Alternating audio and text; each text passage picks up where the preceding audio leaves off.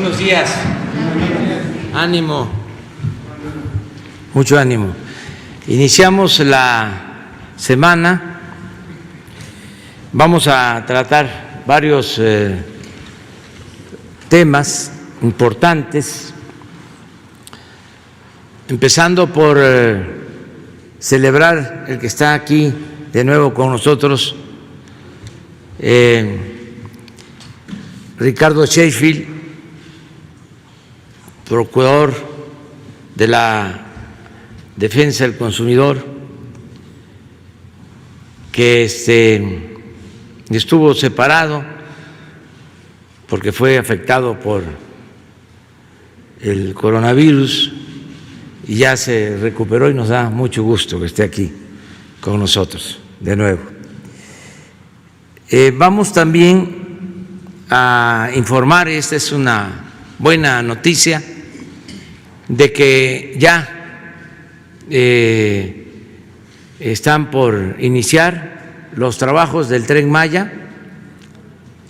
Ya se tienen 3 contratos para 3 tramos, se está en proceso de conclusión un 4.º tramo, lo cual nos va a permitir ya comunicar cuando se construya, se termine esta obra, desde Palenque, con estos 4 tramos, hasta Cancún, pasando por Campeche, por Yucatán y Quintana Roo.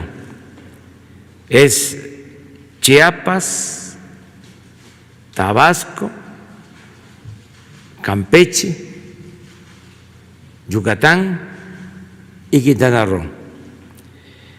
Y vamos a continuar con el tramo Cancún-Tulum y luego Tulum-Calakmul y Calakmul-Escárcega.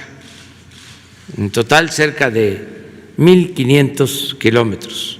Esta obra, independientemente de la comunicación, del impulso al turismo, del traslado de carga, va a significar la generación de muchos empleos, ahora que se requieren, que se necesitan.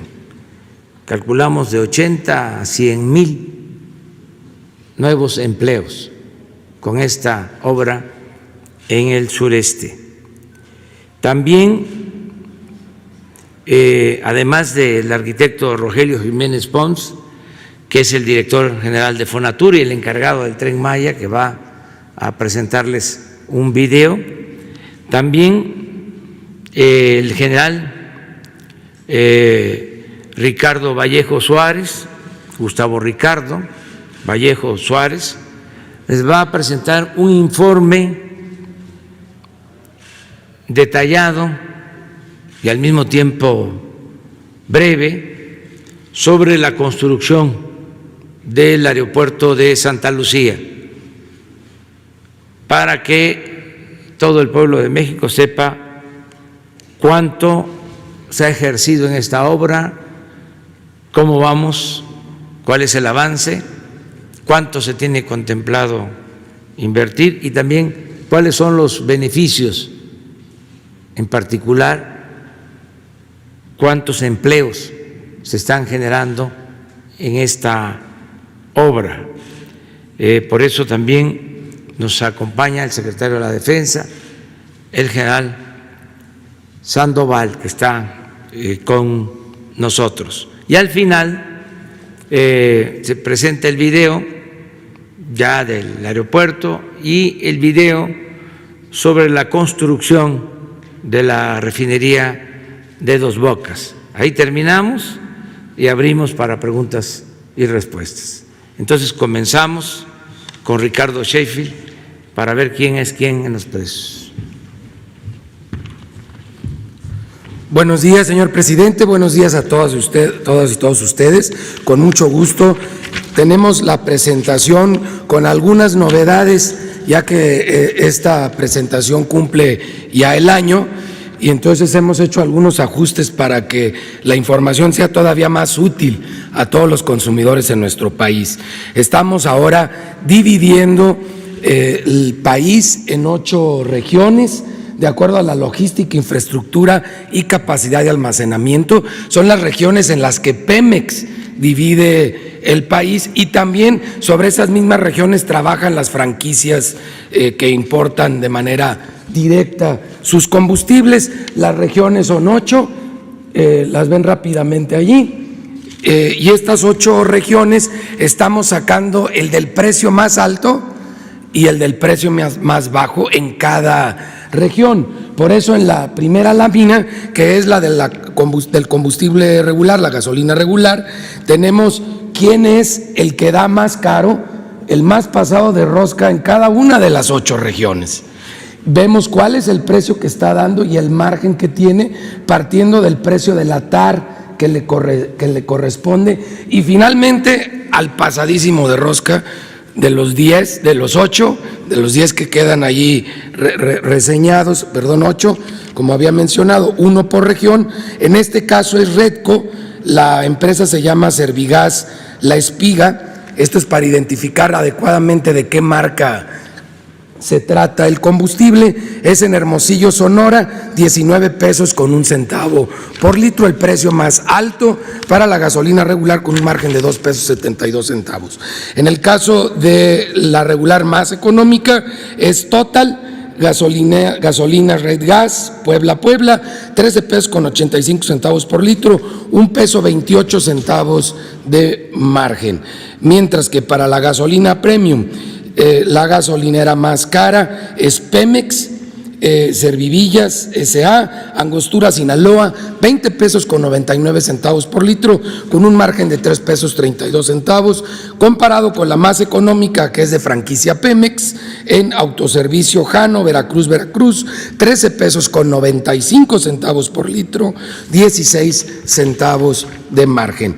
Para el diésel de franquicia Pemex, la más cara en este caso es Estación de Servicios El Temazcal en Chichiqueo, Michoacán, 22 pesos por litro, con un margen de 5 pesos con 4 centavos. Estos sí son unos angelitos mandados con esa cantidad de dinero en el margen. Combustibles BP Estaciones de Servicios Energéticos en Puebla, 15 pesos con 53 centavos por litro, un margen de 78 centavos, es el más económico para el combustible diésel. Si lo vemos por marcas, son los promedios de las marcas de todo el país, descartando la zona fronteriza, estrictamente la zona fronteriza. Es Arco, Redco y Chevron los que tienen los precios más altos, Total, G500 y ExxonMobil los que lo tienen más económico, pero en general bastante plana, muy parecidos los precios de los 3 combustibles. Y ahora vemos la tabla, y en la tabla podemos ver que el precio promedio en la semana que cerró fue de 18.59 para el diésel, 17 pesos con 27 centavos por litro para la premium y 16.58 para la regular, pero también ese pequeño incremento que se ha venido dando es correspondiente a que afortunadamente la mezcla mexicana de petróleo también ha venido subiendo. Hay una correspondencia entre uno y otro, que eso es lo importante, que cuando baja el precio, baje de manera pareja también las gasolinas junto con el petróleo. Hemos estado trabajando fuertemente en el tema de verificación a las gasolineras. Realizamos 251 visitas o verificaciones, correspondiendo a 319 quejas y denuncias presentadas a través de la app de Litro por Litro. Nos hemos topado ya con más gasolineras dando dolores de cabeza. 4 se negaron a ser verificadas y 4 se negaron a que pudiéramos colocar los sellos, pero las estaremos atendiendo con el apoyo de la Fiscalía General de la República y la Guardia Nacional, que a ambas instituciones les agradecemos el respaldo que nos han dado a la CRE y a Profeco y a SEA para estas verificaciones conjuntas. Las que no se dejaron colocar los sellos, para no dar la apariencia de que están mal, pero lo pueden ver en la app de litro por litro, ahí aparecen las tachitas. Es Servicio Los Lagos en Jalostotitlán, Jalisco, Servicio Estrella del Sur en Villa de Álvarez, Colima, Mónica y Sergio Sanabria, Azochiapan, Morelos, y Gasolineras Faz de Occidente, Tlajomulco de Zúñiga, Jalisco, y que se negaron a la verificación Marta Erika Chacón en Coatzacoalcos, Veracruz, Autoservicio Express de Combustibles en Acapetagua, Chiapas, Tecnoenergías de Combustibles en Tapachula, Chiapas, y Gavino Rafael Vergara en Jantetelco, Morelos. Ellos ya aparecen con tachas, con una crucecita en la app de litro por litro, para que eviten comprar en esos lugares, porque de seguro no les van a dar litros completos, como no estaba dando litros completos en Puebla, en Tulcingo, Puebla, esta gasolinera en donde encontramos un rastrillo, que ahora que a algunos se les han bajado las ventas, lo quieren compensar robando, y no lo vamos a permitir. Ahí ya intervino la Fiscalía General de la República, como también aparte de esa denuncia, tuvimos el respaldo en este y en otros operativos de la Guardia Nacional, donde visitamos varias gasolineras en los estados de Morelos, Tlaxcala y Veracruz, donde ya pudimos colocar los sellos. Si vemos la app que no tome en cuenta regiones y que no tome en cuenta margen, la gasolina regular más barata, 13.99, franquicia Pemex en Guadalupe, Nuevo León, 14.20 por litro, franquicia Pemex en Veracruz, mientras que la más cara, 18.81 de Redco en Hermosillo, Sonora, como vimos en la tabla, ahí hay coincidencia, y 18.80 franquicia Pemex en Cherán, Michoacán. Para Premium, la más barata, 13.59 en San Martín, Puebla, y 14.60 franquicia Pemex en Veracruz, la primera era franquicia BP. Las más caras, Móvil en Monclova, Coahuila, 20.29 por litro, y para la Premium, y también Móvil en Monclova, Coahuila, 20 pesos con 15 centavos. Mientras que para el diésel, la más barata, 15.49 franquicia Pemex, Medellín de Bravo, Veracruz, 15.50 franquicia Pemex, Veracruz, y el diésel el más caro, 21.90 franquicia Pemex en Tichiqueo de Nicolás, Michoacán, y Móvil, 20.89 en Chautla, Puebla. Seguimos revisando también los sanitarios como un servicio que es importante y que deben de estar muy limpios ahora con la contingencia. Y vamos al quién es quién en las remesas, que se los debíamos de la semana pasada y el señor presidente hizo el compromiso de que ahora lo presentásemos. Tenemos que en el mes de marzo de este año se recibieron remesas por 4.016 millones de dólares, un incremento del 50.13% con respecto al 2018 y del 35.76% con respecto al 19. Creemos que nuestras paisanas y paisanos, aprovechando el tipo cambiario, quisieron apoyar a su mamá, a su esposa, que son las principales receptoras, y ellas y ellos enviaron un poco más del promedio de $300, que normalmente es lo que se envía cada mes. Y vamos viendo del lado de los Estados Unidos, estas remesadoras, la que te da más por tus dólares, más pesos por tus dólares, es Vía Américas. Vía América está cobrando una comisión en promedio de $2.99 por esos 300 dólares.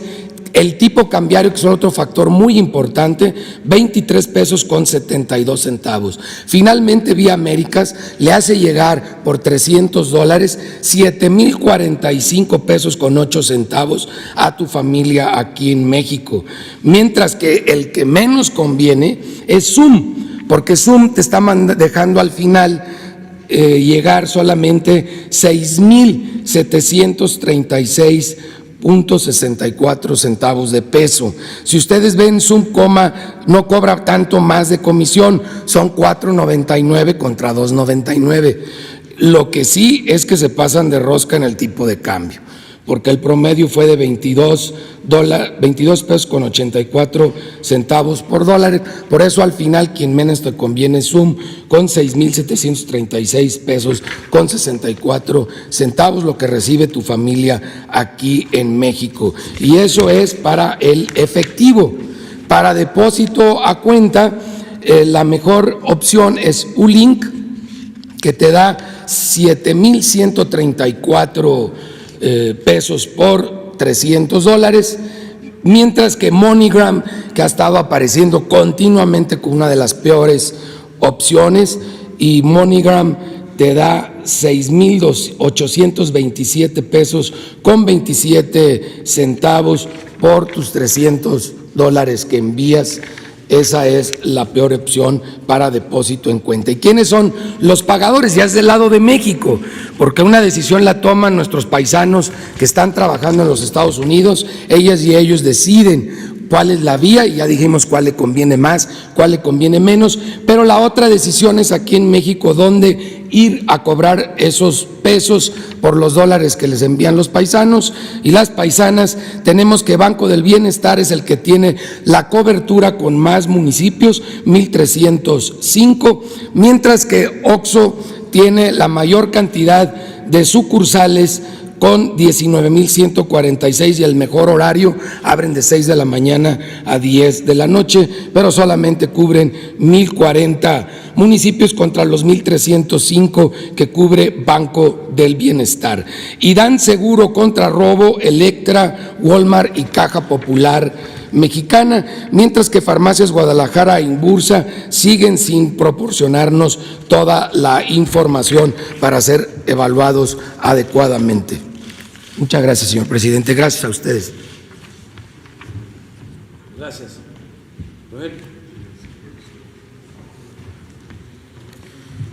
Gracias, señor presidente. Pues a continuación me permito presentarles un video que da un informe inicial, un mensaje inicial sobre los inicios de trabajos del Tren Maya. Le hemos puesto esta ventana de observatorio Tren Maya, haciendo una referencia a la cuestión del observatorio que tiene en Chichén Itzá. Entonces, con ustedes el video, por favor.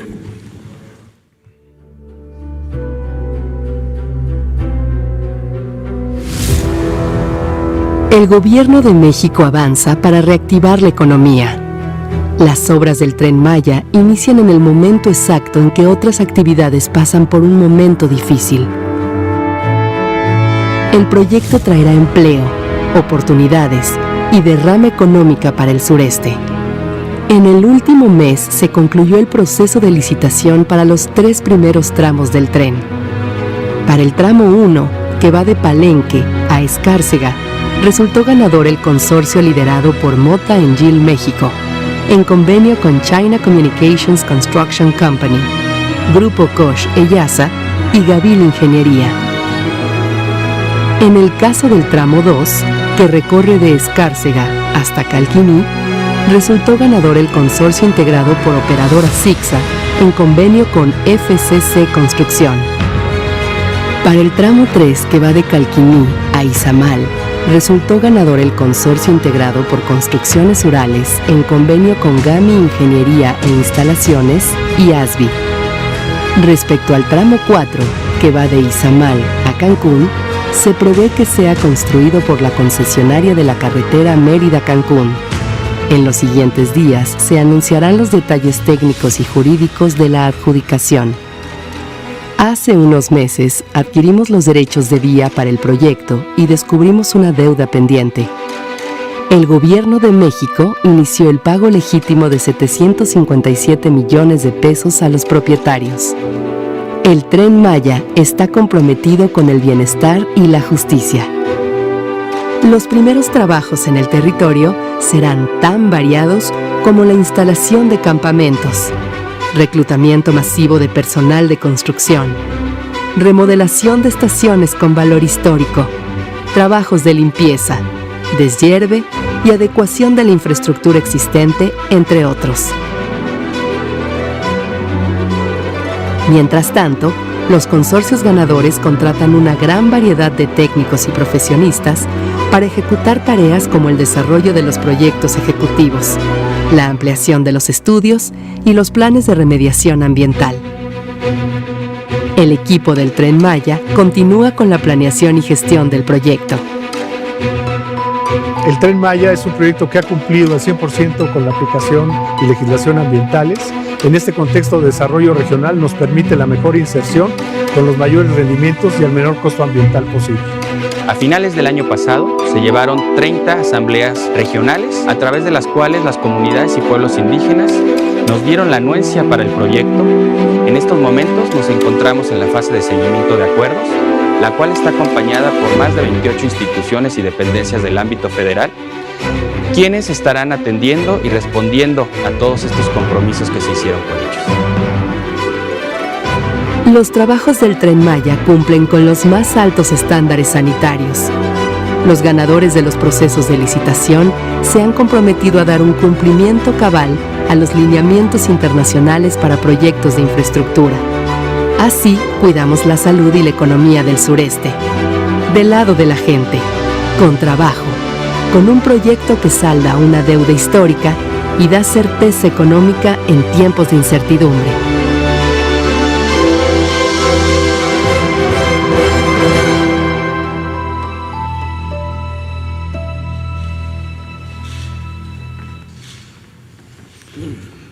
Pues estaremos atentos a sus preguntas, muy amables. Gracias.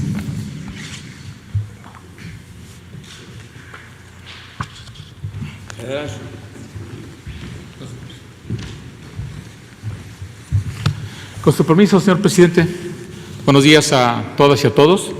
Procedemos a... Sí, es tan amable, mejor darme el micrófono, me voy a pasar de este lado para... Gracias, que amable. Procedemos a informar la situación que guarda los trabajos de construcción del Aeropuerto Internacional General Felipe Ángeles. La siguiente, por favor. Tenemos 214 días de construcción. Contemplamos todavía 672 días más para concluir en tiempo y forma los trabajos. La obra tiene un avance físico del 18.1% y, como podrán ver en la gráfica, avanzamos conforme a lo programado y sin incidentes. En cuanto a recursos de la obra tiene, a pesar de que el techo financiero es de 79,000 millones, para construir edificaciones, incluida la reubicación de las instalaciones militares, 70,000 millones de pesos distribuidos en este calendario financiero a 3 años. A la fecha ya hemos recibido 14,678 millones de pesos, de los cuales hemos ejercido casi 5,000 millones de pesos. ¿Cómo se han ejercido esos gastos? Casi 30% corresponde al pago de mano de obra, 50% aproximadamente a la adquisición de materiales, 16% lo que corresponde a la renta de maquinaria adicional, 6% de combustibles y 1% de gastos administrativos de seguridad y de higiene. Tenemos en estos momentos en las cuentas de la obra 9,710 millones de pesos y en este año contemplamos recibir 25,000 millones de pesos más, lo cual nos permite avanzar con el ímpetu que llevamos hasta el momento. La siguiente, por favor. También tenemos etiquetados recursos para la adquisición de predios. Fueron etiquetados 4,000 millones de pesos, de los cuales ya recibimos los recursos correspondientes a 2019 y al 2020. Que son 3,500 millones de pesos, de los cuales ya ejercimos 3,100 millones de pesos en la compra de estos terrenos que le llamamos la zona de amortiguamiento acústico y una franja de terreno para la conexión del aeropuerto. Llevamos un total de avance del 90.61% y se avanza conforme a lo programado. La siguiente, por favor. También tenemos recursos etiquetados para estudios de ejecución. De ellos ya hemos recibido los recursos que corresponden al 2019 y al 2020, es decir, hemos ejercido ya 490 millones de pesos y llevamos un 55% de avance. Hemos hecho todos los estudios indispensables para la operación del aeropuerto. Y con las economías de gasto del año pasado procedemos a hacer estudios ahora más especializados también. Es muy importante esto porque etiquetamos recursos para el 2021. Es muy importante decir que tenemos la oportunidad y la responsabilidad de estar construyendo un gran aeropuerto de gran tamaño que será uno de los primeros aeropuertos post-COVID, es decir, Hoy estamos analizando el fenómeno, todavía no sale la normatividad, pero seguramente los nuevos aeropuertos tendrán otra dinámica distinta de atención al pasajero, y eso lo tenemos que tener considerado nosotros y estudiarlo desde estos momentos para construirlo y terminarlo de acuerdo a esas nuevas especificaciones. La siguiente, por favor. Es importante hablar de la generación de empleos, de ese 30%, que se traduce en más de 1,400 millones de pesos que se han repartido en estos 23,000 trabajadores. El rango de edad de los 18 a 40 años es casi la mayor parte de la obra, el 75%. Tenemos otros 4,200 de trabajadores que están entre 41 años y 60. Y más de 60 años tenemos 200 trabajadores.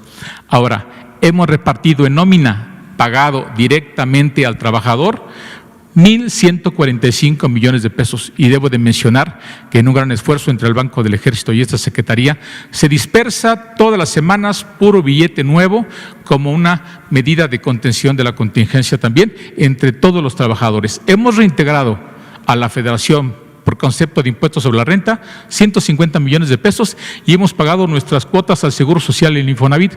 Esto es muy importante, estos casi 100 millones de pesos que pagamos de cuotas al Seguro Social permite a cada trabajador, y si consideramos que tiene esposa y 2 hijos, hablamos de casi 100,000 personas que por este pago de cuotas tienen derecho a la seguridad social. La siguiente, por favor. En cuanto a todos los frentes, lo veremos también en el video, se avanza sin contratiempo alguno. Uno de los frentes más delicados es la construcción de las pistas, calles de rodaje y plataformas por el gran volumen de movimiento de tierras y de tendido de concreto. No solamente se avanza con el programa, sino más adelante. Ya ustedes pueden ver la pista central casi prácticamente terminada en concreto. Nos ha permitido trabajar en los rodajes paralelos y salidas rápidas, pero también ya iniciamos la construcción de la pista norte, ya estamos en la fase de excavación. La siguiente, por favor. En cuanto a la terminal de pasajeros, efectivamente también avanzamos conforme al programa, ya prácticamente estamos terminando la cimentación, colocando los últimos aisladores sísmicos y estamos trabajando en 3 frentes de colocación de estructura metálica. Por cierto, esta estructura metálica viene toda de los depósitos de acero que se quedaron en Texcoco. Eso nos permite mayor economía de recursos. También tenemos ya por iniciar los trabajos de tendido de los entrepisos y tenemos pagada inclusive el material de la superestructura. La cubierta, por favor, de la cubierta. En cuanto al otro de control de tráfico aéreo, ya salimos de cimentación, estamos trabajando en los edificios adosados, los edificios de apoyo administrativos y de capacitación, y también ya estamos levantando el fuste de acero, que es la torre principal, que es el distintivo de la torre de control. Este acero también está siendo reutilizado. La siguiente, por favor. El estacionamiento, la estación intermodal de transporte terrestre, se trabaja en la cimentación y en los muros de contención, y de manera paralela se está trabajando también en la prefabricación de los elementos estructurales de columnas, traves y losas para que sea un armado in situ y rápido. La siguiente. La terminal de combustibles, igualmente. Estamos terminando los edificios de apoyo administrativos y técnicos y estamos empezando a habilitar el acero ya de los tanques de combustible y empezar a construir las zanjas de los 14 kilómetros desde la red de distribución. La siguiente. El eje troncal de llegadas y salidas, esa vialidad que entra a la terminal de pasajeros, también avanza conforme a su programa. Tenemos ya las zapatas de cimentación y estamos empezando a colar las columnas, los capiteles y las losas de esa gran avenida que va a llegar tanto arriba como abajo a la zona de llegadas y salidas del aeropuerto. Y se avanza también sin contratiempos. La que sigue. Todo el camino perimetral de más de 30 kilómetros, que incluye bardas, sistemas de seguridad, iluminación y vigilancia, también se construye conforme al programa. La siguiente, por favor. Las redes hidráulicas y sanitarias, estamos hablando de más de 50 kilómetros de conducción de agua potable al interior del campo militar y 21 kilómetros de sistemas de drenaje, también con sus respectivos tanques de almacenamiento, y ya pueden ver la construcción de una de las 7 plantas tratadoras de aguas residuales. La siguiente, por favor. En cuanto a las redes eléctricas de voz y datos, es importante mencionarles que la totalidad del material eléctrico de alta tensión que estaba en Texcoco será reutilizado en este proyecto. Ya está dentro de nuestras instalaciones y estamos ya construyendo las instalaciones para la subestación de switcheo y la subestación reductora, junto con sus trincheras para la conducción de las líneas de alta tensión. La siguiente, por favor. Y en cuanto a la habilidad de interconexión del aeropuerto, conforme se van liberando los terrenos, también seguimos avanzando para interconectar el aeropuerto con las principales vías de comunicación. Se trabaja sin incidente alguno. La que sigue. De manera paralela, también el esfuerzo es para la reubicación de las instalaciones militares. Este gran esfuerzo contempla la reubicación de la totalidad de las instalaciones de la base aérea número 1 a su nueva instalación, a su nueva ubicación. Ello nos permitirá disponer de ese espacio para construir la infraestructura de apoyo al aeropuerto. Avanza sin contratiempos, hangares, plataformas y demás almacenes. La siguiente, por favor. Adicional al esfuerzo de las pistas civiles, sus plataformas y sus calles de rodaje, también hay un gran esfuerzo para construir la pista militar. Ya la pueden ver ustedes al centro, que también tiene sus rodajes, sus salidas rápidas y una plataforma de más de 2 kilómetros para aviación militar. Esa incluso deberá acabarse todavía antes que la pista principal. Consideramos que toda la infraestructura de aeronáutica de la base aérea deberá estar concluida a finalizar este año. La siguiente, por favor. También estamos reubicando las instalaciones del Ejército a un nuevo complejo. Esto pretendemos que a finales de octubre estén listas sus instalaciones para ser reubicadas. La siguiente, por favor. También hay un esfuerzo de reubicación de vivienda. Ya estamos muy adelantados, es uno de los frentes más adelantados y pretendemos que las familias se reubiquen a sus nuevas instalaciones, a nuevos departamentos mejor diseñados antes de concluir este año. La siguiente, por favor. Gracias a la completud en el diseño, a la fortaleza de la planeación y el ímpetu de la construcción, ya hemos podido inclusive iniciar 5 nuevos frentes de trabajo que tenemos considerados y pretendemos construir otros 2 más en lo que es la zona del aeropuerto. La siguiente, por favor. Por lo que corresponde a nuevas instalaciones que estamos iniciando en el componente del Ejército, lo estamos haciendo gracias a la economía de gasto que tenemos para que cuando las familias se pasen a su nuevo lugar, dispongan de todos los servicios adicionales, como es el Hospital Militar de Zona, la siguiente, por favor, el Centro Comercial, Sedena, la que sigue, el campus educativo de las escuelas públicas del gobierno del Estado que están dentro del campo militar a un nuevo complejo. La siguiente. Y 2 escuelas de nuestro sistema educativo militar, la Escuela Militar de Materiales de Guerra y la Escuela Militar de Tropas Especialistas de la Fuerza Aérea. La siguiente, por favor. De igual manera, tenemos pendiente empezar, antes de que finalice el año, la gran terminal de carga aérea del aeropuerto y el acueducto para satisfacer las necesidades del líquido vital, no solamente del aeropuerto, sino de los municipios conurbados a la instalación aeroportuaria. La siguiente, por favor. Es necesario mencionarles que seguimos con el esfuerzo de traslado de materiales de Texcoco. Seguimos moviendo material pétreo, material eléctrico, tuberías, campamentos, acero estructural y varilla en estas cantidades. La siguiente, por favor. Quiero recalcarles cómo es el mecanismo de construcción de la obra. Los trabajos de construcción del aeropuerto están siendo realizados por la Secretaría de la Defensa Nacional bajo la modalidad de administración directa. Es decir, ¿por qué administración directa? Porque tenemos la capacidad técnica, humana y material y los equipos para poder emprender estos trabajos y únicamente contratar el resto de insumos, renta de maquinaria y materiales adicionales. Por otra parte, la propia ley nos dice que si utilizamos esta modalidad de administración directa, estamos impedidos de manera jurídica para contratar o subcontratar obra pública. Es decir, nosotros solamente tenemos los recursos necesarios para construir la obra sin utilidades ni indirectos. Esto lo mencionamos porque en múltiples ocasiones se presentan empresas constructoras que nos ofrecen sus servicios, donde nosotros les mencionamos que la ingeniería es nuestro trabajo. No somos una autoridad administrativa que se sienta a supervisar el avance de los trabajos. No, somos una dependencia ejecutora que diseñamos y construimos. Y eso permite ahorrarle recursos a la Federación porque disponemos de los recursos técnicos, humanos y materiales y la ingeniería necesaria para emprender estos trabajos y reducirlos en un 30 o 40 o 50% del costo que tendrían si se licitaran públicamente. La siguiente, por favor.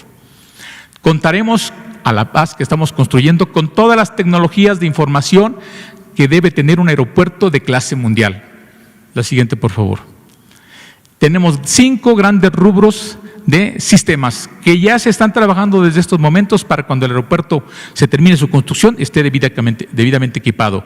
La infraestructura y sistemas de comunicaciones, sistemas de operación y gestión aeroportuaria ya están priorizados de acuerdo a lo que nos marca la normatividad, las mejores prácticas profesionales y la experiencia de buenos aeropuertos. La siguiente, por favor. También tendremos sistemas de seguridad de aviación, sistemas de ciberseguridad, porque este aeropuerto, por estar en una instalación militar, deberá ser intrínsecamente muy seguro.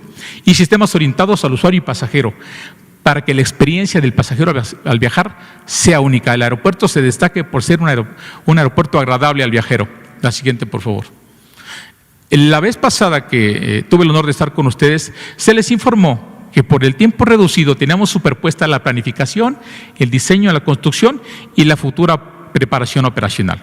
Pues bien, es un gusto poderles decir que estamos adelantando ya la última fase de la preparación operacional que pensábamos empezar a finalizar de año. Ya la iniciamos, ya estamos trabajando mano a mano, la siguiente por favor, con la Secretaría de Comunicaciones y Transportes para empezar a preparar la transición del aeropuerto, porque la preparación operacional consiste en llenar ese vacío que hay entre la construcción de una edificación nueva y la operación exitosa, segura y funcional de un aeropuerto. Es propiamente la interfase que alinea el esfuerzo de todas las partes involucradas, desde los constructores y los futuros usuarios. Esta preparación operacional nos permitirá que tengamos un aeropuerto que funcione desde el primer día como debe de ser. La siguiente, por favor. También le hemos dicho en otras ocasiones, estamos priorizando la construcción. Las instalaciones indispensables y estratégicas serán terminadas en tiempo y forma en la fecha adecuada con recursos del presupuesto de egresos de la Federación. Sin embargo, hay otras instalaciones de servicios aeroportuarios y complementarios como son la base de mantenimiento, otras gasolinerías en el lado de tierra, hoteles, centros comerciales, ciudades aeroportuarias, que tendrán que ver el mecanismo de construcción. Construirlos con el presupuesto de egresos de la Federación o bien bajo un modelo de concesiones a particulares. Conforme tengamos recursos, vayamos avanzando y la estrategia comercial del futuro operador aeroportuario. ¿Cuál es la intención?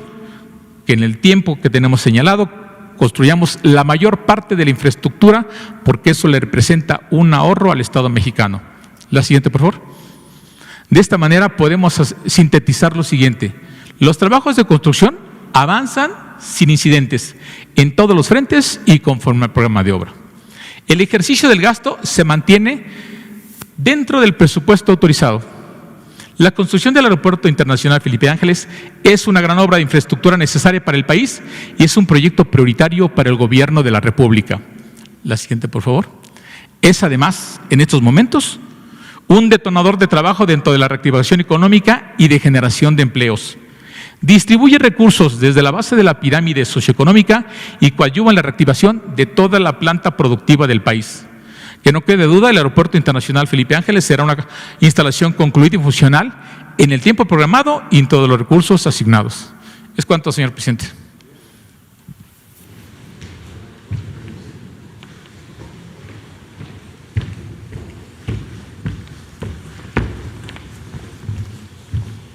Bueno, pues vamos ahora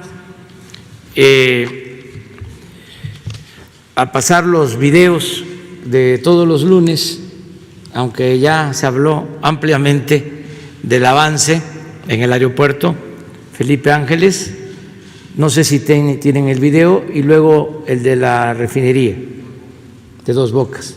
La Secretaría de la Defensa Nacional informa los avances en la construcción del Aeropuerto Internacional Felipe Ángeles al 18 de mayo de 2020. El proceso de la obra del nuevo aeropuerto se lleva a cabo de manera simultánea en 22 frentes. En el estacionamiento y terminal intermodal de transporte terrestre se realiza excavación en zanja con maquinaria y afine de caras laterales a mano en área de rampa vehicular, acarreo de material de excavación, colado, ranuras de coronas y armado de acero para contratraves principales y secundarias. En la terminal de pasajeros se continúa el montaje de la estructura de acero en procesador central y salas de última espera de manera continua en 4 frentes de trabajo. Se inició la colocación de la quinta grúa torre para incrementar la velocidad del montaje. En la vialidad y barda perimetral se trabaja el relleno con material de banco de préstamo para la conformación de subyacente, acarreo y compactación en vialidades. En barda perimetral se realiza la excavación, habilitado y colocación de acero de refuerzo para dados, columnas y dovelas.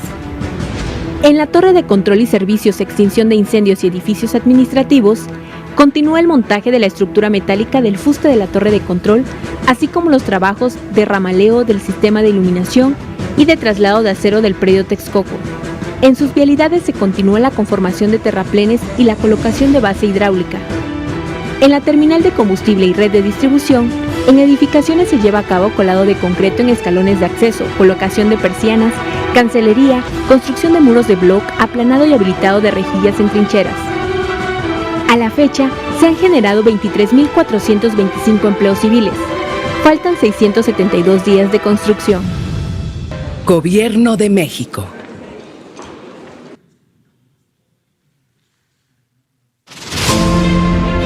Es 15 de mayo y estamos en el sitio donde se va a levantar la planta combinada totalmente de tecnología mexicana del IMP.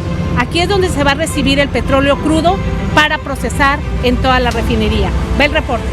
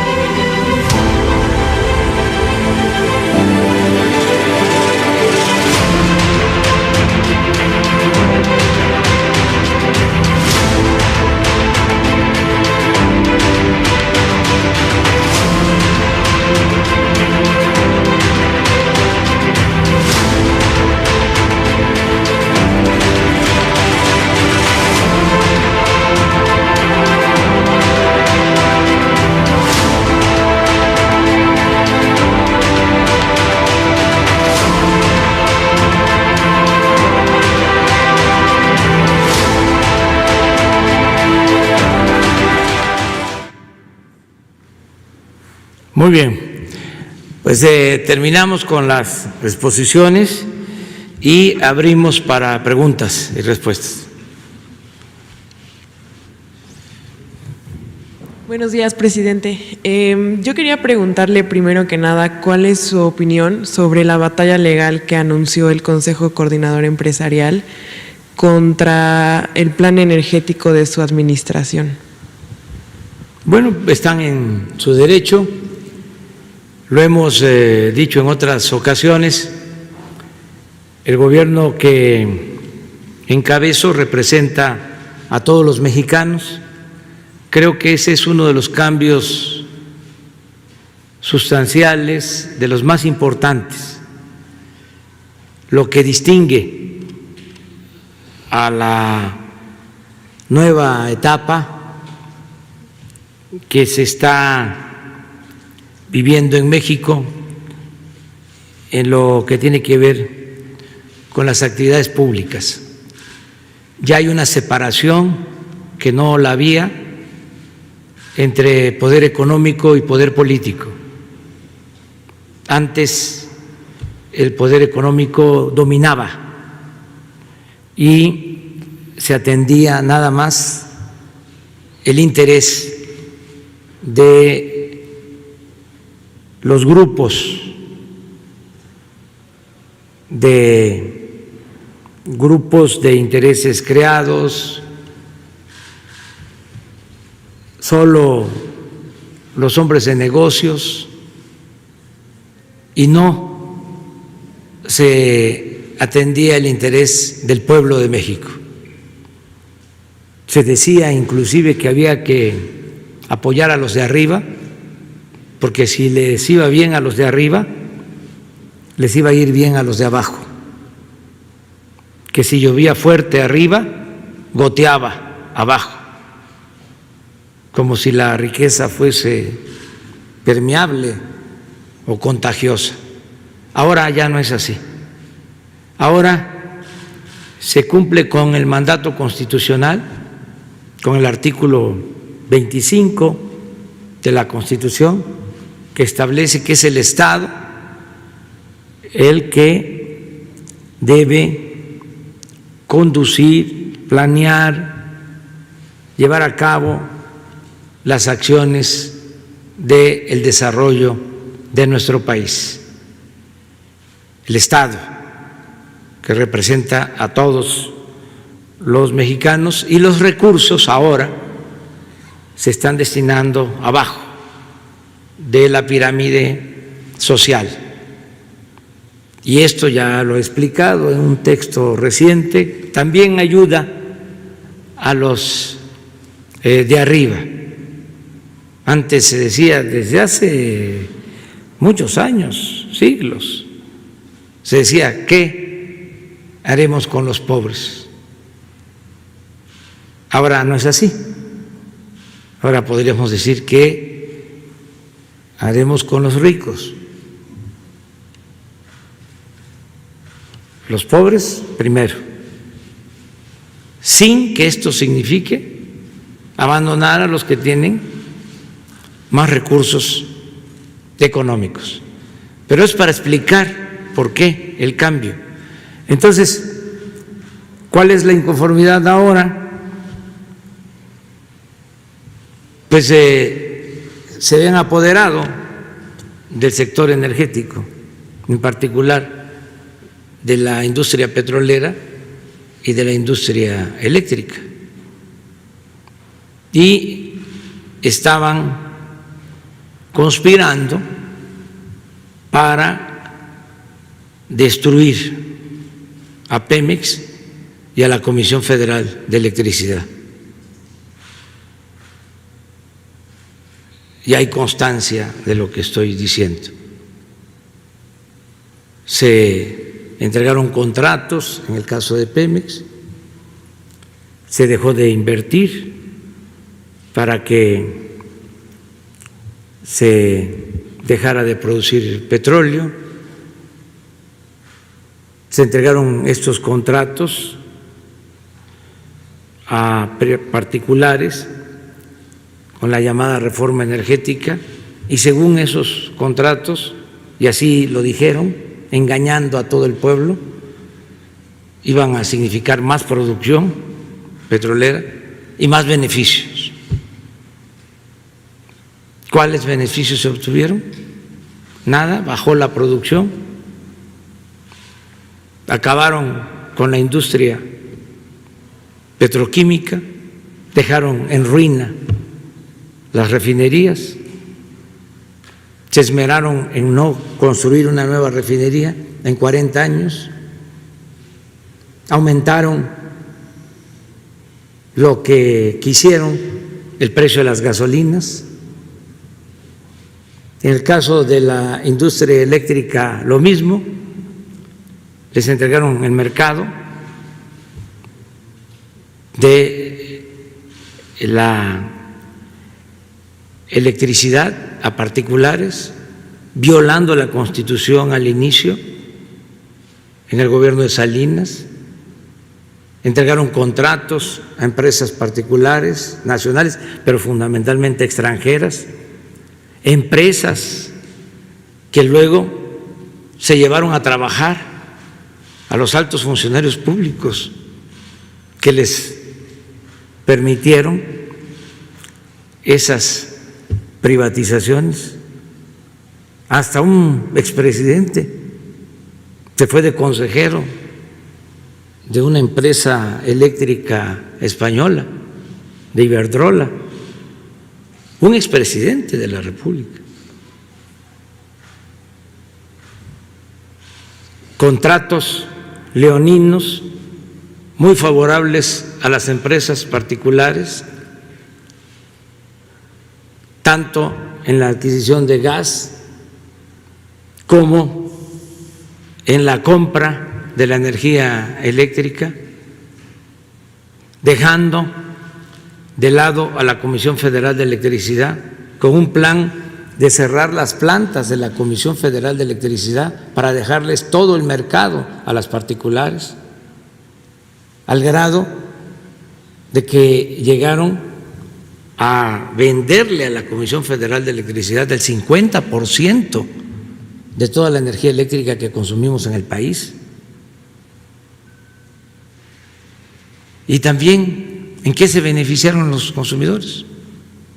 Sí, subía y subía el precio de la luz, ¿por qué entonces no protestaban los que ahora se inconforman? ¿Cómo va a salir adelante el país? ¿Cómo va a desarrollarse México? ¿Cómo se va a impulsar su industria, sus actividades productivas, si el precio de la luz es más caro que en otras partes del mundo?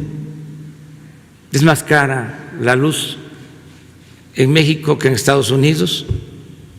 Llegamos, estamos poniendo orden, no ha aumentado el precio de la luz como ellos lo hicieron, pero necesitamos también poner orden y que ya no se siga consumando el saqueo del periodo neoliberal. Entonces, están en todos sus derechos de acudir a los tribunales, como también nosotros tenemos el derecho de hacerlo en el marco de la legalidad vigente y en defensa de los intereses de los mexicanos. Si no ponemos orden, pues va a seguir lo mismo, la corrupción, van a seguir viendo a México como tierra de conquista, como lo hacían, venían las empresas extranjeras a saquear, saquearon más en este periodo neoliberal que lo que saquearon durante los 3 siglos de dominación colonial. Hicieron lo que quisieron y la verdad me sorprende que algunos, no todos desde luego, empresarios mexicanos defiendan este sistema, este régimen de corrupción. Si a todos nos conviene que haya honestidad, están en una campaña estos privilegiados de desprestigio a nuestro gobierno, ya como no les da el desinformar en la prensa de México, ahora han acudido a los periódicos de otras partes del mundo, periódicos famosos, el Wall Street Journal, el New York Times, el Washington Post, el Financial Times, El País. Pues, ¿cuál es la característica de estos periódicos? Hablando con franqueza, pues que están también tomados por las grandes corporaciones internacionales, económicas y financieras. Es una decadencia también expresada en los medios de comunicación del mundo, así como necesitamos revisar la política económica que se ha aplicado, el fracaso del modelo neoliberal y optar por algo del todo nuevo, ya no seguir con el mismo camino trillado de siempre. Así también hay que hacer una revisión profunda sobre el papel de los medios de información, sobre todo imprimirles, ese es mi punto de vista muy respetuoso, ética. Hace falta imperativo ético en el ejercicio del periodismo. Es muy lamentable que en Estados Unidos, que tenían históricamente desde la fundación de esa gran nación, con principios democráticos como los describe Tocqueville, habían dos cimientos importantísimos. Uno era su poder judicial independiente. Lo siguen manteniendo. Incluso siguen hasta eligiendo a sus jueces. El pueblo elige a sus jueces. Y apego a la legalidad. No es casual que todos los opositores mexicanos en la historia decidían irse a Estados Unidos. A Hidalgo lo detienen en Coahuila y lo llevan preso y lo asesinan, lo fusilan en Chihuahua, porque iba al norte. Juárez estuvo allá, en Chihuahua, en Paso del Norte, lo que es ahora Ciudad Juárez, como 2 años en el norte.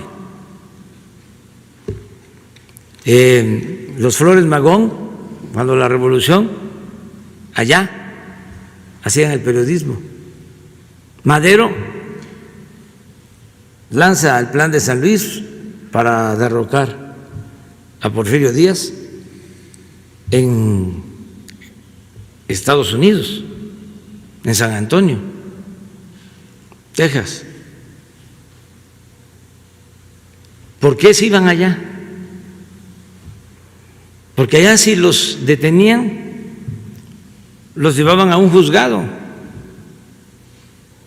y los encarcelaban, como fue el caso de los hermanos Flores Magón, que vivieron años, sobre todo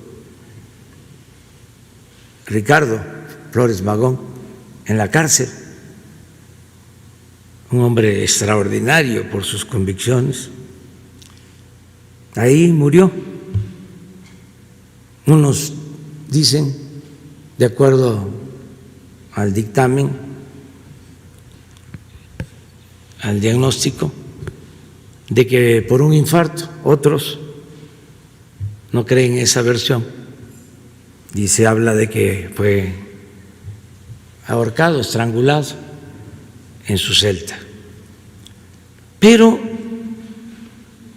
con todo los metían a la cárcel. Acá al opositor le aplicaban la ley fuga, era el mátalos en caliente. Entonces, ¿qué tenía Estados Unidos en ese entonces y sigue conservando? Pues sus instituciones judiciales independientes, y lo otro que era importantísimo, su prensa independiente, libre, y eso se ha ido perdiendo, porque se ha ido convirtiendo su prensa en defensora de intereses de grupos, y la prensa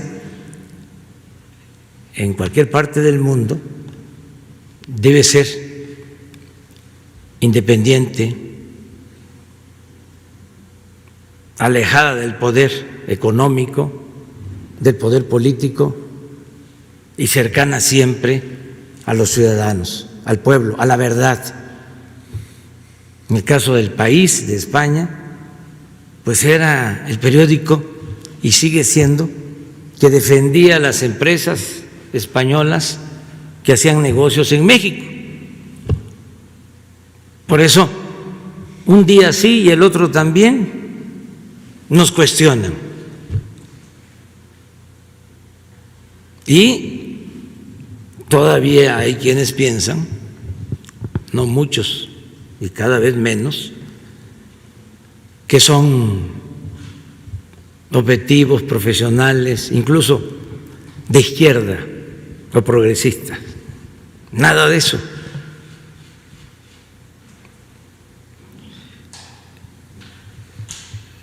Por eso concluyo con tu pregunta, o termino de responder tu pregunta. Vamos nosotros a defender la industria eléctrica nacional, porque tengo el compromiso, y lo voy a cumplir, de que no va a aumentar el precio de la luz. No va a aumentar. Ya no va a ser como antes. Y en el caso de las gasolinas, lo mismo. Ahora está subiendo porque, como lo expresó Ricardo Sheffield, está aumentando el precio del petróleo crudo. Fíjense, como tenemos que comprar la gasolina, si aumenta el precio del petróleo crudo, recibimos más por las exportaciones de petróleo, pero nos cuesta más la gasolina. Tenemos que pagar más por la gasolina. Entonces, cuando se cae el precio del petróleo crudo, se cae el precio de la gasolina, y decidimos mantener abajo el precio de las gasolinas. Ahora va subiendo el precio del petróleo crudo, va subiendo el costo de las gasolinas. Vamos a que vaya subiendo, pero va a llegar a un límite. No puede aumentar más de lo que valía antes, es decir, antes de la crisis de la caída en los precios del petróleo y de la pandemia. No va a subir más, porque es nuestro compromiso. Y estamos ya, por esta situación especial que enfrentamos, estamos reafirmando nuestra convicción de que todo el petróleo crudo lo vamos a procesar en el país, para no vender petróleo crudo, no estar atrapado con las caídas de los precios del petróleo crudo en el mundo, y al mismo tiempo procesando toda nuestra materia prima en México. Vamos a dejar de comprar las gasolinas en el extranjero, vamos a refinar todo el petróleo crudo en México. Eso lo vamos a lograr en el 2023, porque vamos a aumentar la capacidad de las actuales refinerías. Estamos invirtiendo en eso. En estos 2 años, más de 20,000 millones de pesos en la rehabilitación de las 6 refinerías, y vamos a terminar la refinería de Dos Bocas, y ya vamos a tener capacidad con un tren adicional de refinación que vamos a construir, o a terminar de construir porque quedó abandonado en Cangrejera, vamos a tener ya capacidad para producir todas nuestras gasolinas. Y entonces sí, que es mi compromiso, vamos a bajar el precio. Lo explico. Mientras no procesemos todo nuestro petróleo crudo, mientras no se refine en México todo el petróleo crudo para dejar de comprar las gasolinas, el precio no va a aumentar en términos reales. No va a haber gasolinazos, como no ha habido. Y una vez que estemos procesando toda nuestra materia prima y no compremos gasolinas en el extranjero, vamos a bajar el precio de las gasolinas. Así de claro. Y sobre eso estamos trabajando. Presidente, ¿qué va a pasar con la generación de energías renovables mientras esté este acuerdo de la Secretaría de Energía en funcionamiento? Se va a continuar. Es que se va a dar más información poco a poco sobre este tema. ¿Qué fue lo que hicieron? Dijeron, a ver, vamos a dar facilidades a quienes produzcan energía renovables, energías limpias, pero en algunos casos negocios sucios. Bueno, y se dejó de lado a la Comisión Federal de Electricidad, como si la Comisión Federal de Electricidad no produjera energías limpias. No se consideró que lo que se produce de energía en las hidroeléctricas de la Comisión Federal de Electricidad y en otros procesos, en otras plantas, eran energías limpias. Y entonces el trato preferencial se le dio solo a los particulares. Entonces, en el Sistema Nacional de Energía se tenía que subir primero, comprar primero la energía a los particulares y parar las plantas de generación de la Comisión Federal de Electricidad. Y si nosotros estamos garantizando que no aumente el precio de la energía eléctrica, no puede ser que nosotros estemos haciendo un esfuerzo de reducción de costos y los particulares no aporten nada, se continúen con los mismos contratos leoninos. Además, quedando claro de que el Estado es el rector de las actividades del desarrollo nacional. Entonces, eso es lo que se está haciendo, poniendo orden, y lo vamos a seguir haciendo. Y es lo mismo para los que no pagaban impuestos. La verdad es para que estuvieran ofreciendo disculpa, no para que estuviesen demandando.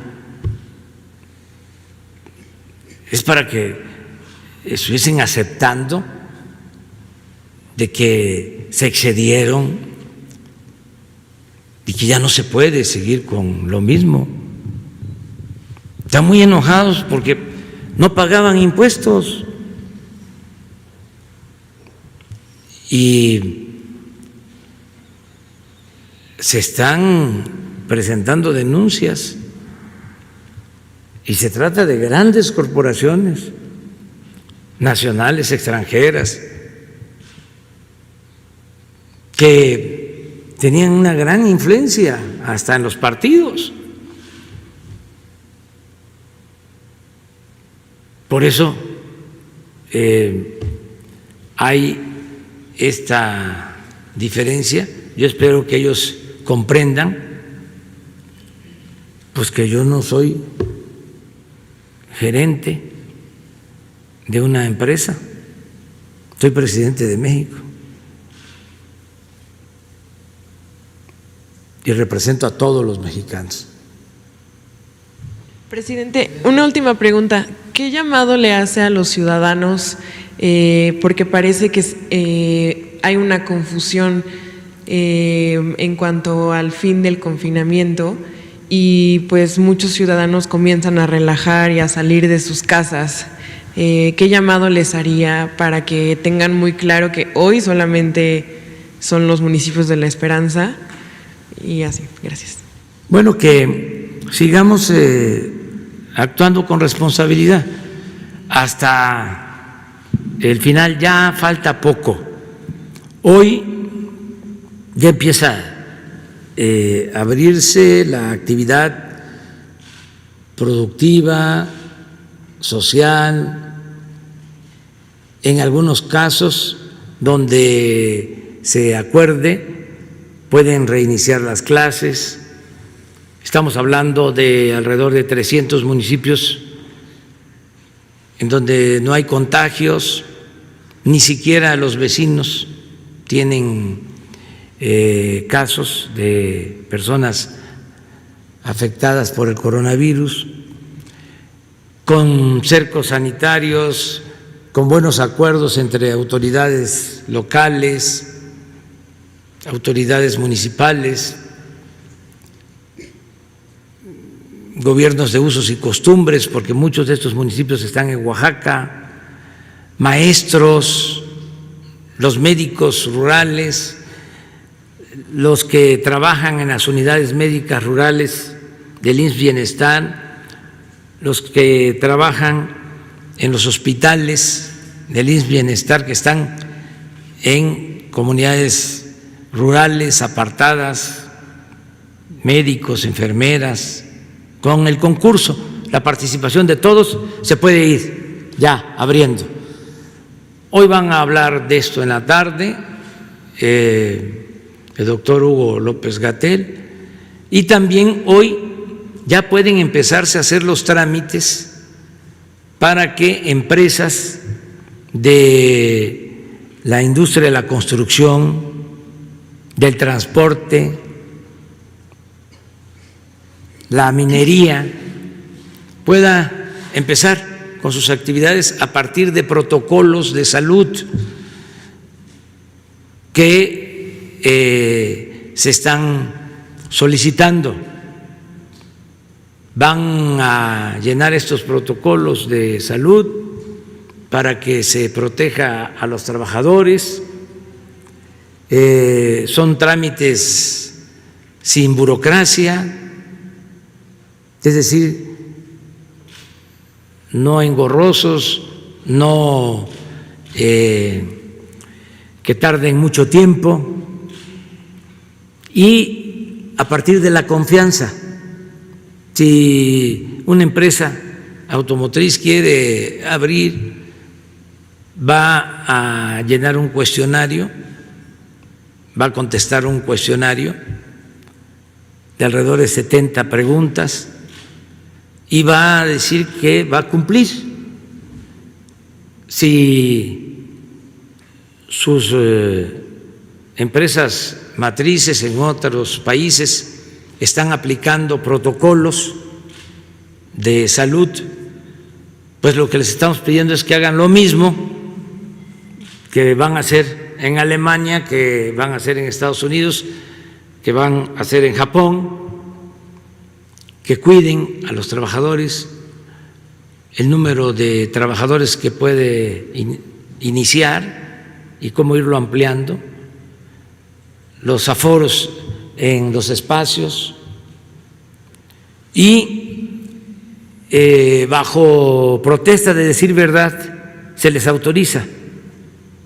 No hace falta una inspección, solo al paso del tiempo, desde luego si hay denuncias de los trabajadores, de los ciudadanos, pues ya se interviene, y si no, va a haber una insaculación, por sorteo, para hacer inspecciones, pero yo estoy seguro que van a cumplir con todas las normas estas industrias que se abren ya para la actividad productiva. En la medida que tengan sus protocolos, ya se pueden ir abriendo a partir de hoy. Y les decía que también los municipios en donde no hay contagio, ahí es para todas las actividades, son municipios verdes que pueden ya actuar. Y así vamos a ir con otras industrias, con otras actividades, regresando a la nueva normalidad, que va a significar pues también sana distancia, cuidado, pero para llegar a eso, a la nueva normalidad, necesitamos seguir manteniendo disciplina, no relajar la disciplina. Ya falta muy poco. Yo tengo mucha fe, tengo muchas esperanzas de que vamos a terminar de domar la pandemia. Ya estoy a punto de declarar, todavía, porque tengo que actuar de manera precavida. Se trata de una epidemia grave, pero sí ya pronto vamos a poder decir que por el apoyo de todo el pueblo logramos, todos los mexicanos, todos, que la pandemia no saturara nuestros hospitales, nuestra capacidad hospitalaria, que se logró la estrategia de domar la pandemia, alargarla, hacerla horizontal y que no nos rebasara. ¿Y esto cómo se logró? Pues con el cumplimiento de las recomendaciones, con la gente que se dejó de movilizar, y debemos de seguir así hasta que las autoridades de salud nos digan ya en el semáforo: estamos en verde bajo estas condiciones, ahora no, seguimos en rojo, ya pasamos a una fase intermedia, ya estamos en amarillo, a punto de pasar a verde. Todo esto diario, el doctor Hugo López-Gatell, que además de ser un extraordinario profesional de la medicina, es muy buen expositor, explica muy bien, y esto es importante porque si no tenemos comunicación directa con la gente, que es la que está llevando a cabo las recomendaciones, y se los mandamos a decir, imagínense cuántas distorsiones. Entonces yo creo que fue acertado el tener un vocero como el doctor Hugo López-Gatell. Fue de lo mejor, porque así la gente tiene comunicación. No he visto los datos recientes, pero cada vez que está el doctor, de 7 a 8, muchísima gente conectada. 15 millones, sí, conectada. Entonces, yo sigo convocando, llamando a que se informen así, de 7 a 8, todas las dudas que vayan surgiendo, pero termino diciendo que debemos mantenernos en casa con la sana distancia. Ya falta muy poco, entonces hagamos el último esfuerzo.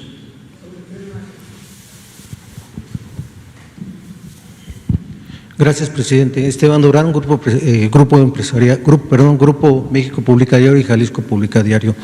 Presidente, las empresas o los dueños de las empresas Mota Engil y Mota Engil México ganaron contratos por más de 15,000 millones de pesos en el primer trayecto del Tren Maya. Estos empresarios fueron favorecidos en la administración de Enrique Peña Nieto. ¿Qué opinión tiene al respecto? Sobre todo porque se menciona que incurrieron en influyentismo, pues en tráfico de influencias. Por otro lado, la semana pasada, el jueves, un nuevo grupo armado surgió en Michoacán, el cártel Sicuirán Nueva Generación, quien se dice aliado del cártel Jalisco Nueva Generación. En esta presentación le saludan a usted, saludan al gobernador de Michoacán y al secretario Durazo. Igualmente hacen una advertencia a las Fuerzas Armadas para decirles que se abstengan de entrar a la Huacana y de lo contrario pues serán retenidos y sus armas también se les quitarán. ¿Ya comentó algo usted al respecto con el Gabinete de Seguridad? ¿Qué se va a hacer al respecto? ¿Se les va a detener? ¿Va a haber pues sanción contra estas organizaciones que están apareciendo? De la misma manera, presidente, ¿qué protocolos se tendrán que hacer para evitar que las Fuerzas Armadas, que los elementos del Ejército, de la Marina, pues sean agredidos como se ha estado viendo en diferentes redes sociales? ¿Hay algún protocolo para que estos no violenten los derechos humanos, pero al mismo tiempo ellos no sean violentados y no sean humillados como se ha visto en las redes sociales? Gracias. Sí. Mire, cerca de los contratos del Tren Maya se cuidó de que las empresas no tuviesen denuncias, juicios por obras realizadas en el gobierno. Se llevó a cabo una revisión en todos los casos. Y si estas empresas estuvieron trabajando en el sexenio pasado, pues si no tienen cuentas pendientes con nosotros, es decir, si no dejaron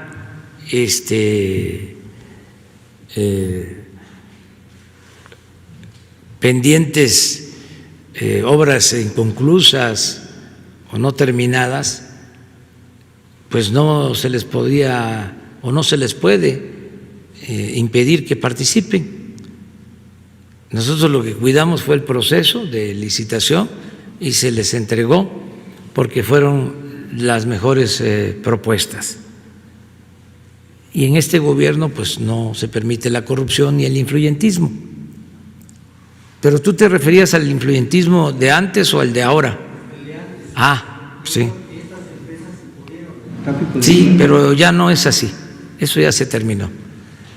Fueron las que ofrecieron mejores condiciones y por eso se les entregaron los contratos a las 3 empresas que se les han entregado contratos y falta la que tiene que ver con el tramo de la carretera concesionada de Mérida a Cancún, que es el 4º tramo.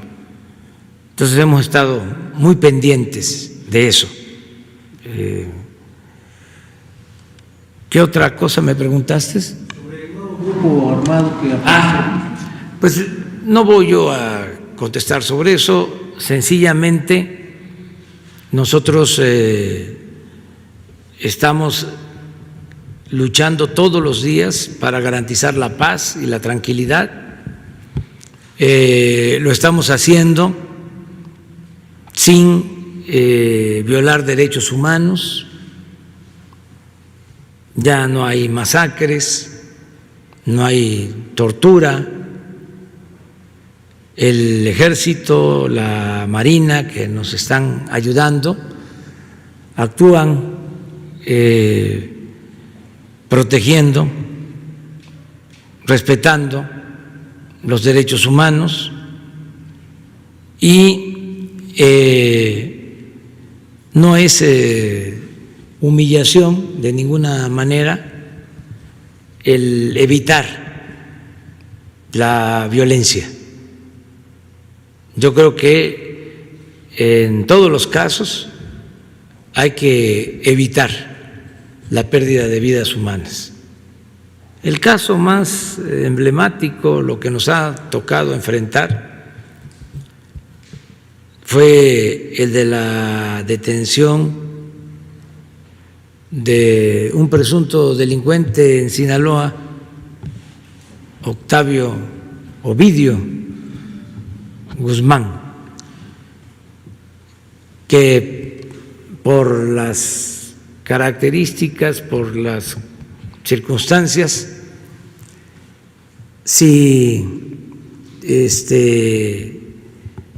se mantenía en poder de las Fuerzas Armadas, se iba a desatar, como se estaba iniciando, una guerra, una confrontación armada en donde podían perder la vida más de 200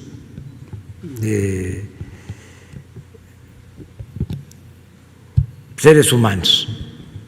Y decidimos parar ese operativo. Y yo creo que se hizo muy bien, porque después de un derramamiento de sangre así, pues el gobierno iba a quedar con muy poca autoridad moral. Y lo más importante de todo es actuar con rectitud, de buena fe, con autoridad moral, para poder tener autoridad política, más cuando se está en un proceso de transformación, porque lo que no podemos poner en riesgo es la transformación de México. Si no logramos en estos tiempos acabar con la corrupción, con el influyentismo, con los privilegios, con la discriminación, si no se termina en este periodo con el predominio de unos cuantos a costa del sufrimiento de la gente, ya va a ser muy difícil de lograr. Entonces, tenemos que cuidar el proceso de transformación y no caer en ninguna provocación, de no estar tan atentos a lo que dicen nuestros críticos, porque ellos actúan en función de otra lógica. Ellos están a favor de mantener el actual o lo que significaba el régimen anterior. Ese es su propósito. Entonces, Por eso, tantos ataques como nunca. Y tenerle mucha confianza al pueblo, mucha confianza al pueblo. Fíjense que un periódico que no es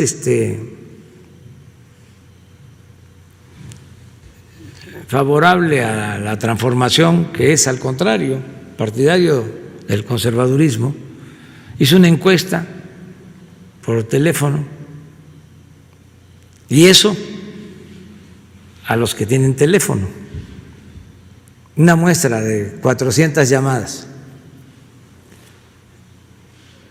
porque se desató un debate cuando entró en vigor un transitorio de la Constitución para que las Fuerzas Armadas nos ayuden, como lo están haciendo, para garantizar la seguridad pública. Bueno, pues ese periódico tuvo que publicar, tuvo que decir que la mayoría de los mexicanos quiere que nos ayude el Ejército y la Marina, y que son dos instituciones bien calificadas por la gente.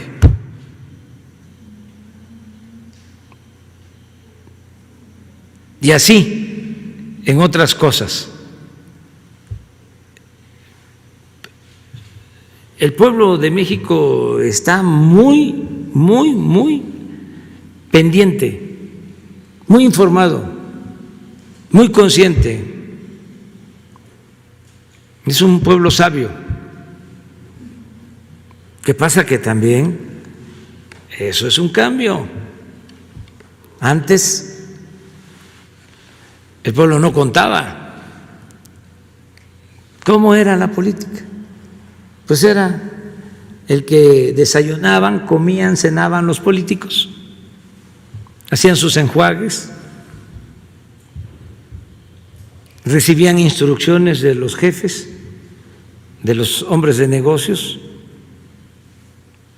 de los que realmente mandaban. Así modificaron la Constitución como quisieron en el periodo neoliberal, la hicieron a la medida para poder saquear a sus anchas las leyes secundarias. ¿Tomaban en cuenta al pueblo? No. Pero ahí estaba Juan Pueblo siempre, hasta que dijo: basta, vamos al cambio. Y ahora ese pueblo consciente pues no se deja manipular y expresa sus sentimientos, y eso es lo que nos importa, la opinión de la gente, la opinión del pueblo, y así nos guiamos. No quiere decir que no escuchemos a otros sectores, sí, escuchamos a todos, pero en la democracia es el pueblo el que manda. Así es la democracia.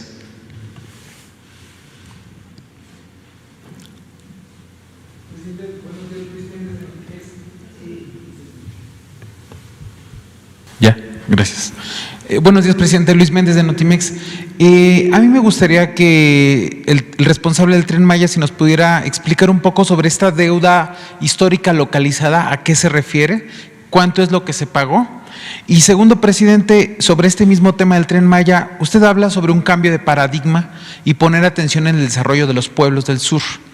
Pero hay algunos ejidatarios, personas de las comunidades que están preocupadas porque lleguen consorcios hoteleros a esta zona. Entonces, yo le quisiera preguntar, presidente, si usted o el equipo del Tren Maya está pensando un desarrollo hotelero mucho más comunitario o en especie de cooperativas, como sucede en Cuetzalan, Puebla, en donde las mujeres son las que administran las cooperativas y desarrollan proyectos comunitarios hoteleros. Ese sería el primer momento. Si hay algo parecido a eso, presidente, respecto al Tren Maya, por favor. A ver.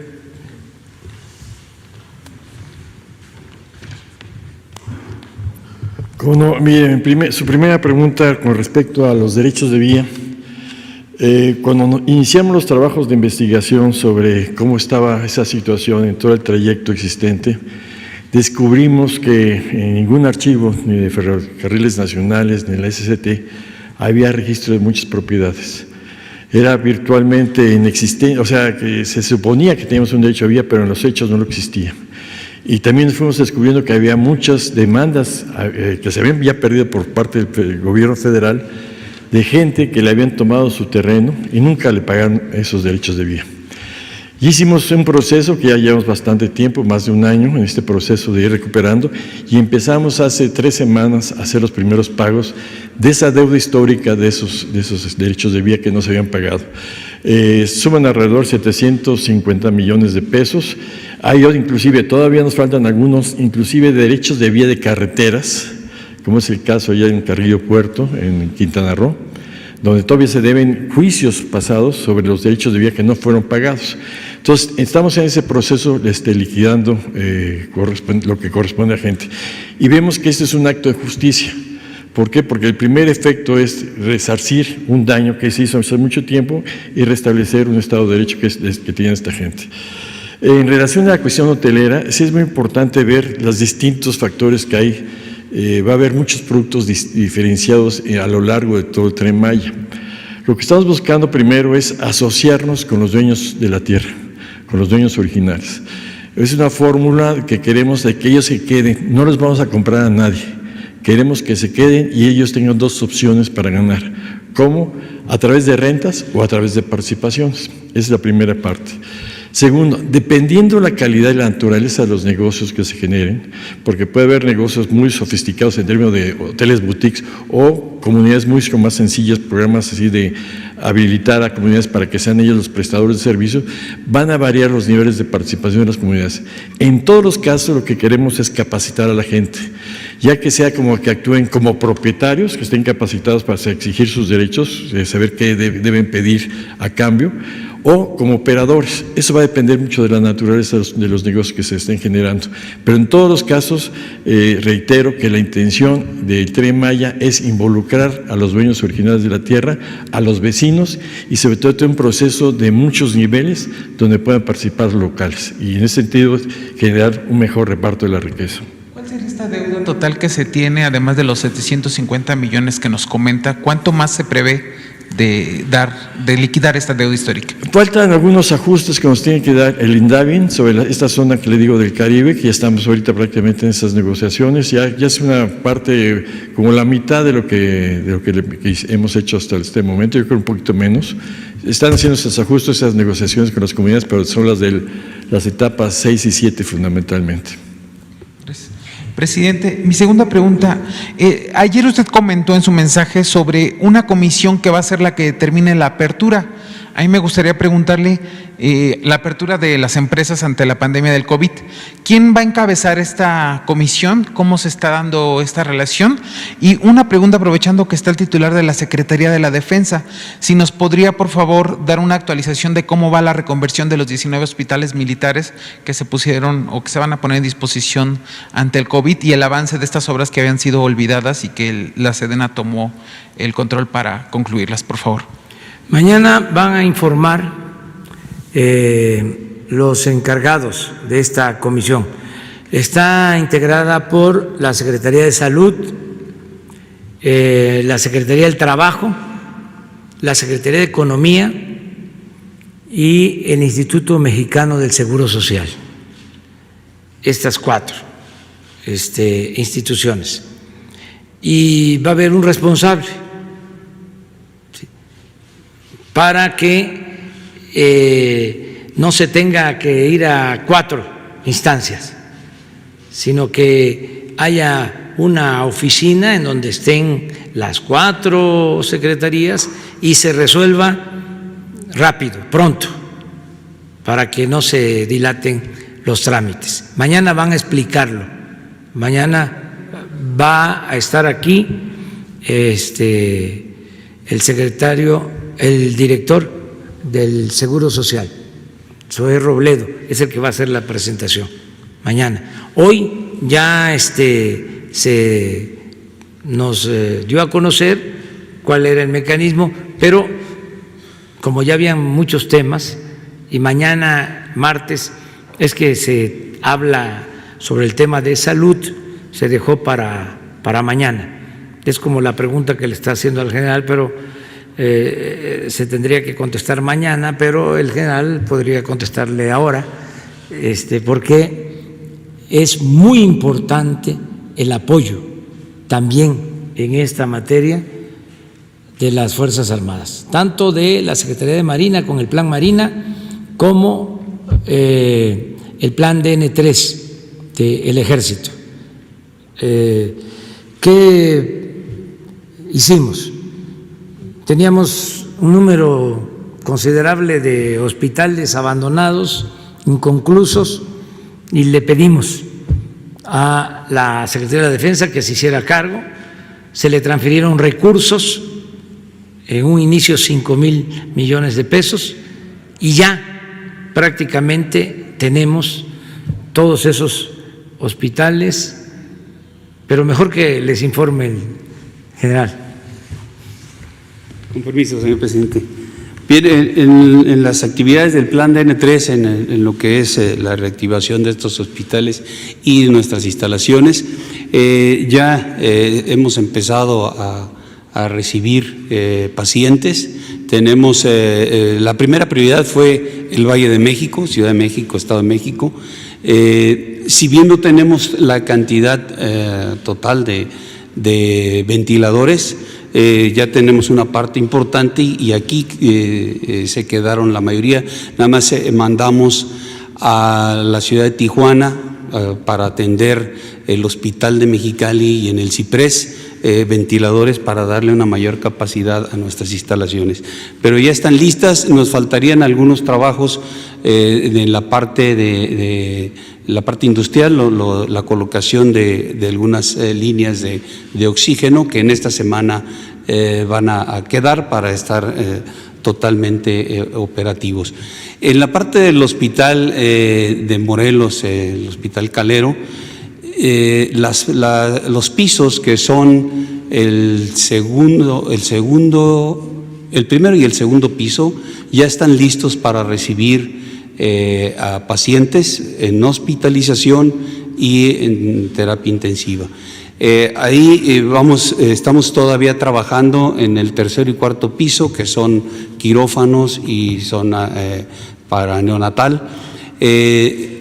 La estrategia que estamos siguiendo ahí es ahorita utilizar nuestras instalaciones militares, nuestro hospital ahí en Cuernavaca y las instalaciones de unidades operativas reconvertidas para atender el COVID, para darnos la oportunidad de avanzar más en el Calero. Si en algún momento ya se nos llena nuestro hospital y esas unidades operativas y tenemos la necesidad de operar en el Hospital Calero, entonces vamos a parar la construcción, pero queremos avanzar lo más que podamos antes de recibir al primer paciente. Todas las demás instalaciones, ejemplo Oaxaca, ya las estamos operando, los hospitales que nos dio a operar el INSABI ya están funcionando, inclusive en uno de los hospitales en la ciudad de Oaxaca tenemos 2 pisos también operando, pero como modificación a la estrategia se amplió un piso más que va a ser operado por médicos que va a establecer el Estado y también INSABI. Entonces nuestras instalaciones están ya siendo operadas, ya estamos recibiendo pacientes en todos los lugares que se determinaron para la atención de esta contingencia.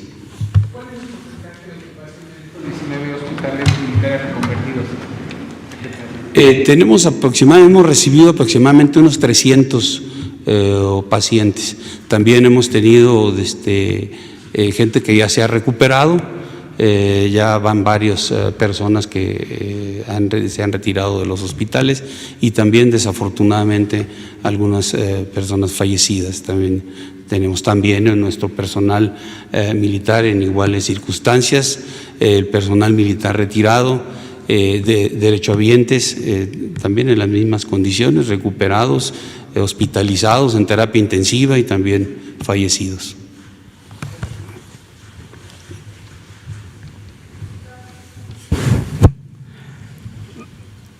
Para que sean 2 y 2. Gracias. Buenos días, presidente. Lisbeth Álvarez, reportera del diario Basta, del Grupo Cantón. Sobre los medios de comunicación, los mexicanos no quieren confrontaciones de su presidente en los medios de comunicación y con los llamados adversarios políticos y conservadores. ¿Ha pensado en alguna estrategia, en algún pacto por México para limar estas asperezas o son diferencias irreconciliables? Y en una segunda pregunta, usted ha dicho que primero los pobres y que el dinero es para ellos, y en esto está de acuerdo pues la inmensa mayoría de los mexicanos. Algunos ricos están indignados y atacan porque creen que ellos van a pagar este bienestar de los pobres. La pregunta es, ¿el apoyo a los pobres hará menos ricos a los ricos? Gracias, presidente. Yo no tengo confrontación con los medios. Son los medios, y no todos, los que atacan al gobierno, para decirlo así, de manera sencilla. Entonces, lo que hacemos nosotros, pues, es argumentar, replicar, aclarar las cosas, y hay infinidad de distorsiones, ¿no? Por ejemplo, ayer toda una plana del periódico Reforma de unos investigadores del Sistema Nacional de Investigadores en el CONACYT,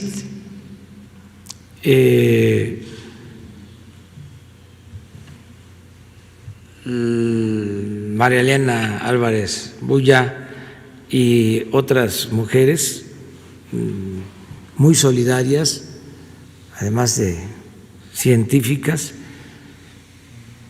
con dimensión social, decidieron a los investigadores que habían mostrado su interés de ayudar, les mandaron una carta, un correo, diciéndoles que los que quisieran aportar lo hicieran, sus becas de 1 mes, 2 meses, 3 meses, voluntario, para una fundación de salud. Entonces, esto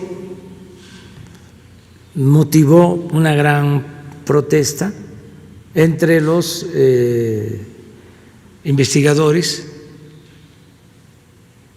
porque sintieron de que era injusto o que no era correcto, porque el gobierno tiene recursos y en efecto tenemos fondos, pero sirvió este asunto para que se le lanzaran, ¿no?, al gobierno una iniciativa, vamos a decir, de buena fe del CONACYT o de servidores públicos del CONACYT,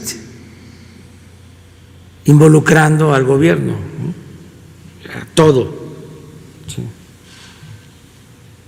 Entonces ya hablamos con la directora del CONACYT para pedirle que retirara pues esa convocatoria.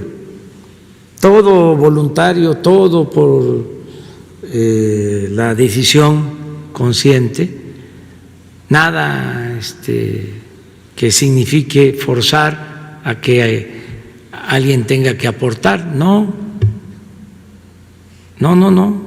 para nada. Ahora sí que, como diría la canción de Serrat, lo que se da no se quita, dirían en esa canción que se llama Disculpe el Señor. Entonces, tenemos que estar muy pendientes, porque si no, escándalos, ¿no? Y son cosas que pasan, de repente me entero. Claro, ¿a quién le echan la culpa? Al presidente. Entonces, corregimos para que esto no suceda. Entonces, no tengo yo enemigos, ni quiero tenerlos. Tengo adversarios. En el caso de los medios, no de todos, desde luego, su comportamiento tiene que ver con los privilegios que tenían antes, sobre todo lo que recibían en publicidad, tanto las empresas periodísticas como periodistas. No todos, pero había periodistas que ganaban más de $1 millón mensuales. Entonces, como eso ya no es posible, pues están enojados. Pero no hay que enojarse. Y sí hay que confrontar ideas. No está mal, es parte de la democracia.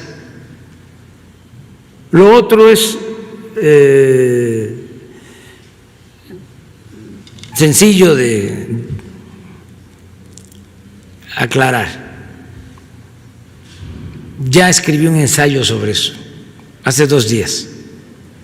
Me gustaría que lo leyeran, porque ahí explico muy bien cuál es el nuevo modelo económico. Me llevó unos días escribir en los tiempos libres, pero sí es importante tener una teoría para enmarcar la práctica, que no sea solo la acción, sino que la acción vaya acompañada al pensamiento. Es pensamiento y acción. Entonces, ahí explico cómo es el modelo nuestro, cómo es atender a todos, cómo todos nos beneficiamos, ricos y pobres, porque cuando no hay justicia, no hay paz, no hay tranquilidad, y nos perjudicamos todos. Entonces, la paz y la tranquilidad son frutos de la justicia. Ahí lo explico, pero ¿cómo lo podría decir en pocas palabras? Ya lo he dicho. Es arriba los de abajo y abajo los privilegios. No quiere decir abajo los ricos, abajo los privilegios, porque el que tiene un patrimonio y lo consiguió con trabajo, con esfuerzo, de conformidad con la ley, merece respeto. No todo el que tiene es malvado. Nosotros estamos en contra de la riqueza mal habida, de los que se dedicaban a saquear con impunidad. En estos tiempos del neoliberalismo, cuando entregaron los bancos, a uno de los que recibió un banco se le escuchó una expresión según la cual yo, que siempre pensé en robarme un banco, y ahora me lo entregan para mí solito. Eso ya se acabó, ya no hay eso. Entonces, México está siendo ejemplo de honestidad. Y eso es muy importante. Bueno, mañana nos vemos. Mañana, si les parece. Mañana. ¿Se apuntan? ¿Para mañana? Para mañana. Sí.